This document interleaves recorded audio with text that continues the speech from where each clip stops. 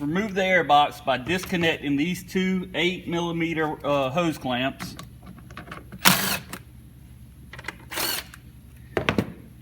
Slide the air inlet pipe out. Lift up on the back side to disconnect it from the top of the manifold to slide the air intake back towards you. The radiator hose connects underneath the bottom here, so take a crow's foot screwdriver, slide under here, twist it out. Sorry guys, it's like 10 o'clock, I'm kind of tired, so this video might be long. Slide this air intake out, slide it out of your way. Let's go ahead and remove all 4 of the spark plug wires from the coil packs. Just twist them and slide it down.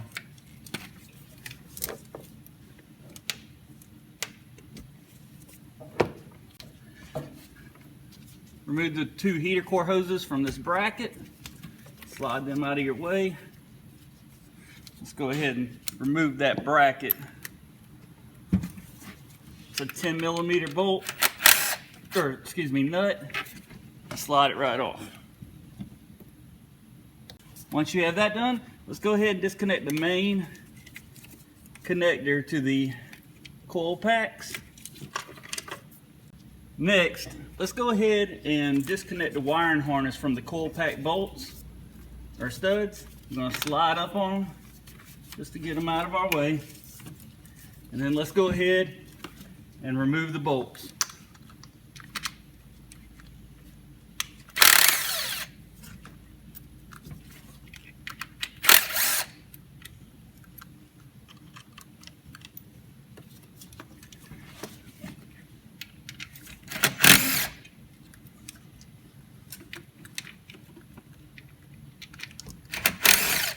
There's actually another one on the very back, but it looks like somebody else has already been working on this and it's already been removed.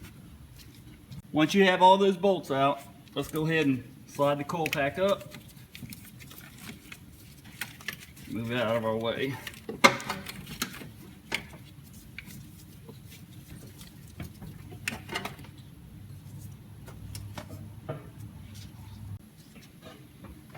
Let's go ahead and remove these 4 8mm bolts holding on the valve cover. Just loosen them all the way out. Up, they don't have to come out.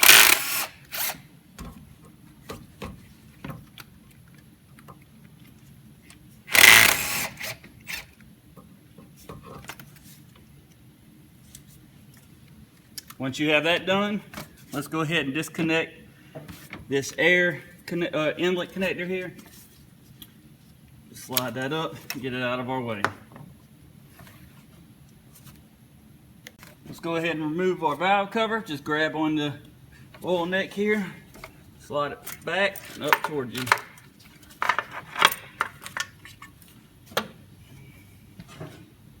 Next, let's go ahead and remove all 8 of the injector connectors. You do that by lifting up on this white tab. Sometimes you need to use a little screwdriver to get underneath of it. And pushing on this middle gray clip once that's up and lift it off. Let's go ahead and do all 8. Once that's done, let's go ahead and remove this 10mm nut and these 2 10mm studs. Bolts.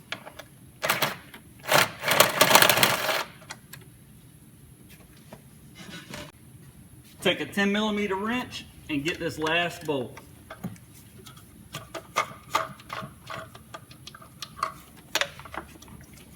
Slide this out. Disconnect your map sensor and slide your harness up. Let's go ahead and disconnect our throttle body.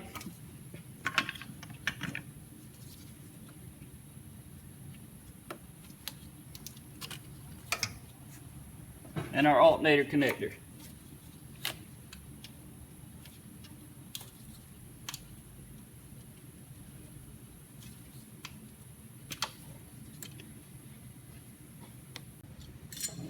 ahead and take the belt off.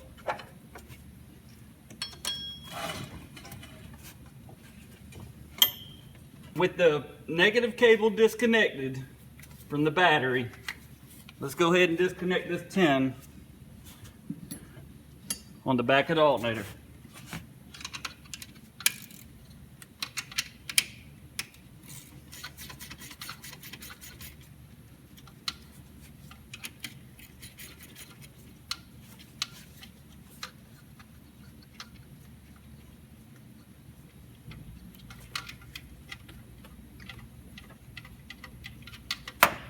Let's go ahead and disconnect, excuse me. Let's go ahead and remove these two 15mm bolts.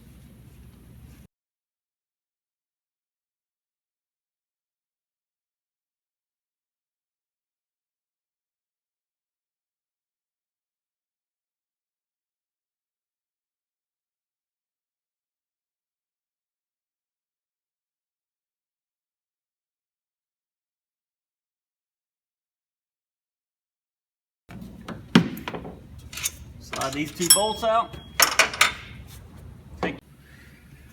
Take a large screwdriver, stick underneath the alternator, pry up a little bit on both sides until it comes all the way out.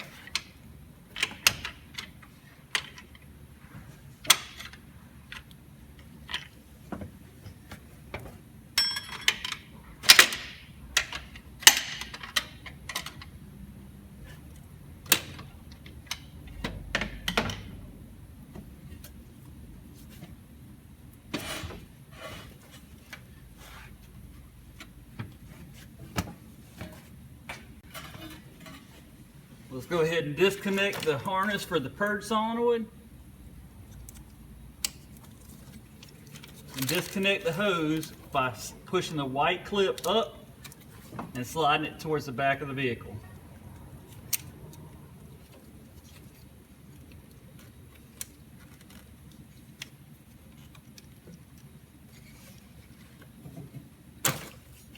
And that thing didn't want to come off. Disconnect the vacuum line from the brake booster by pulling it towards you, and then disconnect the harness from the sensor if it has one. Once you have that done, go ahead and remove the PCV hose from the back of the left rear valve cover.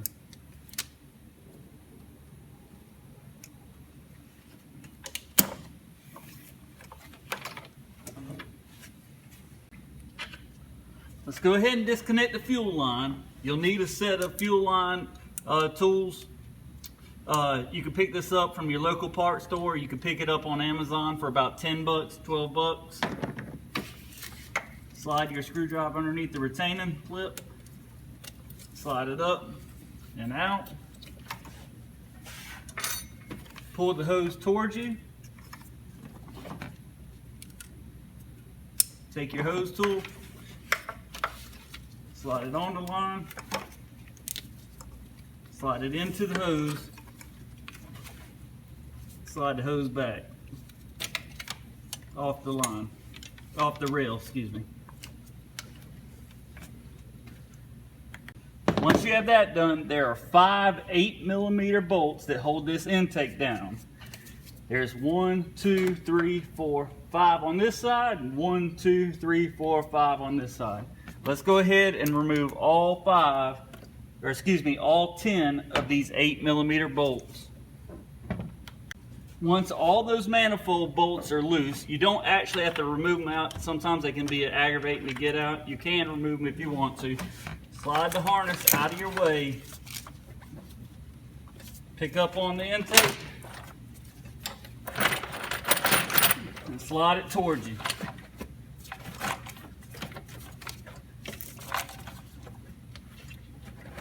Try to keep as much of the harness out of your way as you can.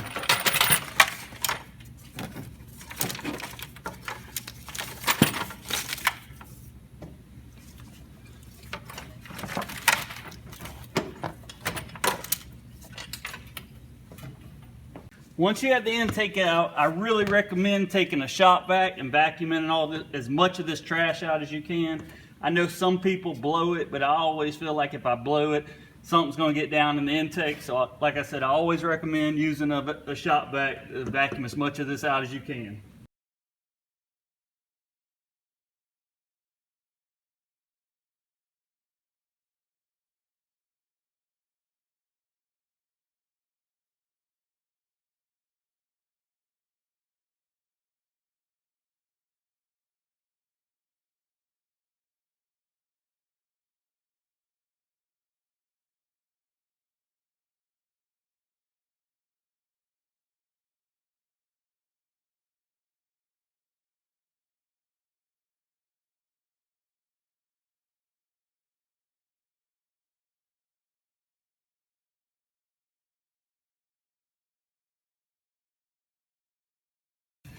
Let's go ahead and remove the rocker arms. It's an 8mm bolt through the rocker arm. Take your wrench, or excuse me, your ratchet. Go ahead and break that loose. I always recommend breaking them all loose before you take any of them out.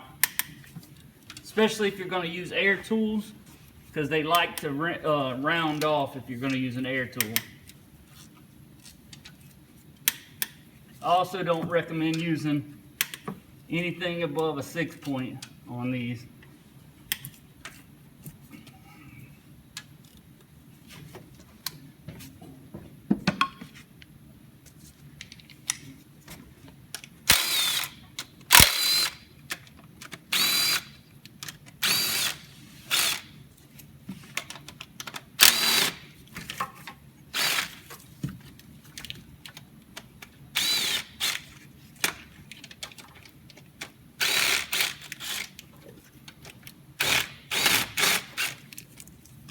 Go ahead and pull all those out.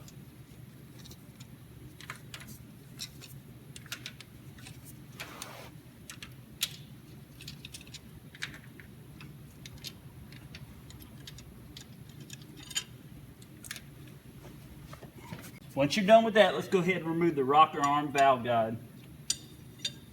And let's go ahead and remove the push rods. These push rods are all the same size, so you don't have to worry if you get them mixed up.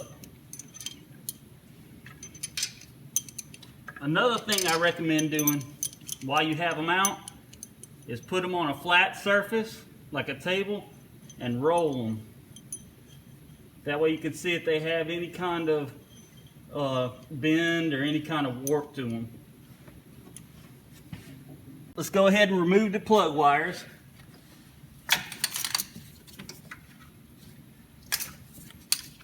Go ahead, and the way you get the plug wires off, grab it at the bottom, twist it a few times, and then it'll pull right off.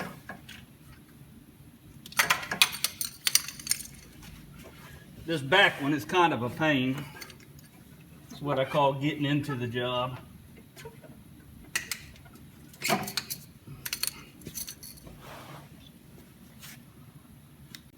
Let's go ahead and remove the oil dipstick tube.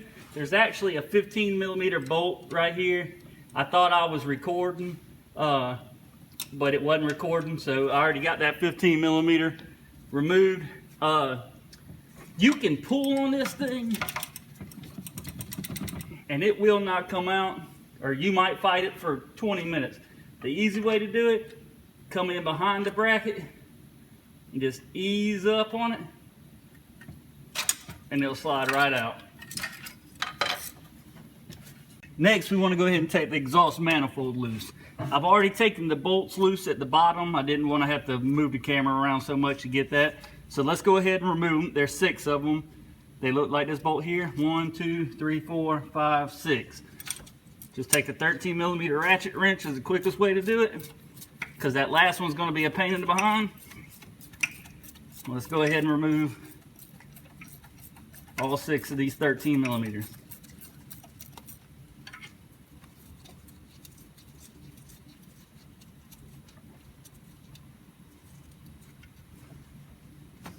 Once you have all the bolts disconnected, go ahead and remove the gasket. And be careful, because that will cut you. It's like a razor blade. Grab this manifold and slide it straight up. Go ahead and remove this coolant bypass hose.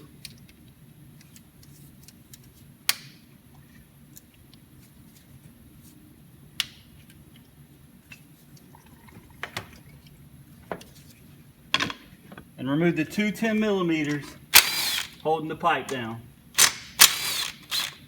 And slide them up. When you slide them up, you want to be very careful because it does have two O-rings on this.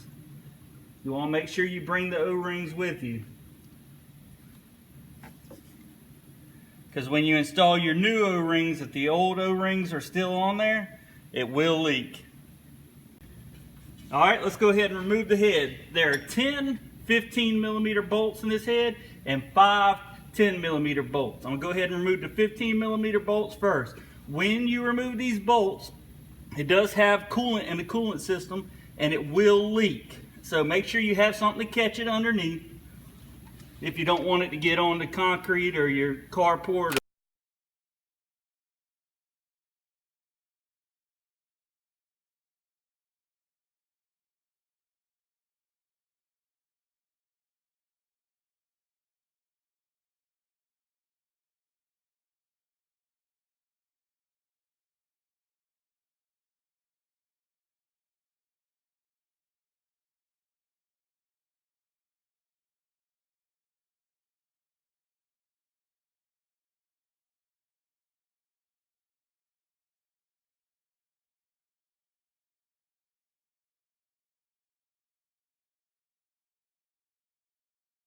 People can say what they want about Snap-on, but I haven't loosened these bolts. This is the 14.4 volt 3/8. It's a beast.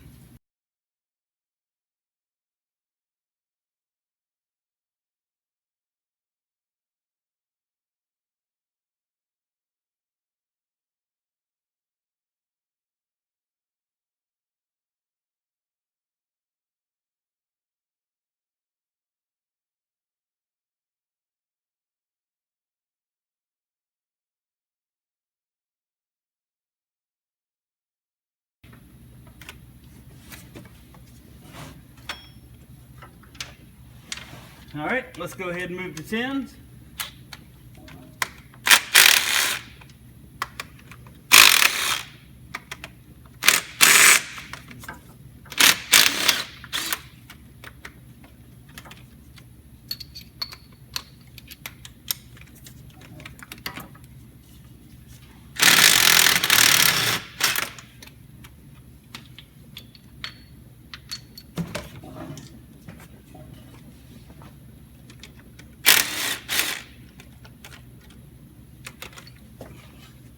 Okay, let's go ahead and get the bolts all the way out. Just make this a little bit easier.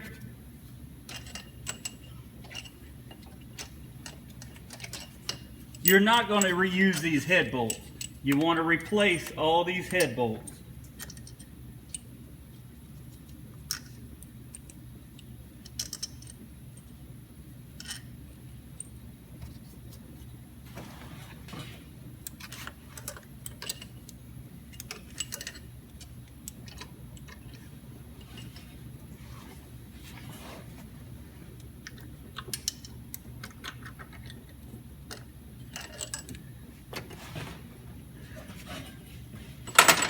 Let's go ahead and remove the head.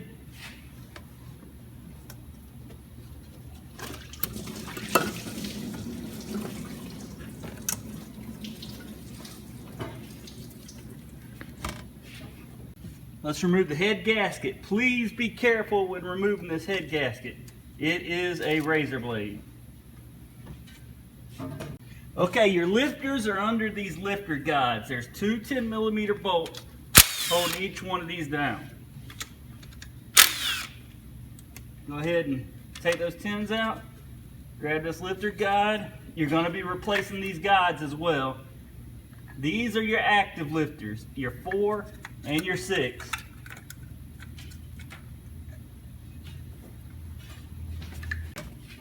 Go ahead and remove your non-active lifters. I hope I didn't say injectors on that last one.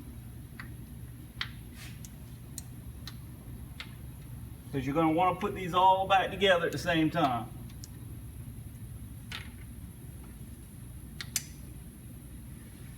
Once you have everything out, just a word of advice. These bolt holes will fill up with coolant. If you put the new bolts in these bolt holes with this coolant, there's a good chance that it won't sit all the way down and get to the right torque. So you're going to want to make sure that you take shop air or some kind of tool and get the air, or excuse me, get the coolant out of these bolt holes for the head bolts. Make sure you also clean the coolant out of these heads, or off these pistons. You don't want to crank it up with coolant on top of your pistons.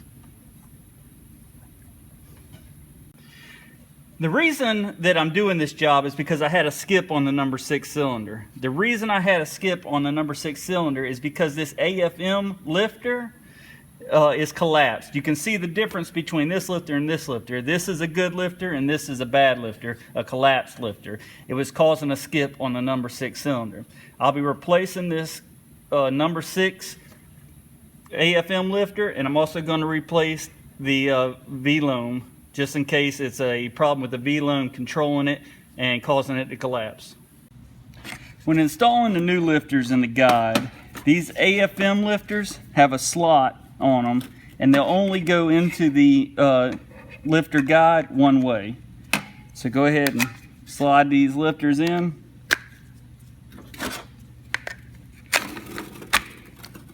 Now these, it doesn't matter which way they go in. They go in that way, or you can flip them around. One thing you want to do is you want to roll them, make sure there's no pitting on the old ones. If there's any sign of pitting, you want to go ahead and change them.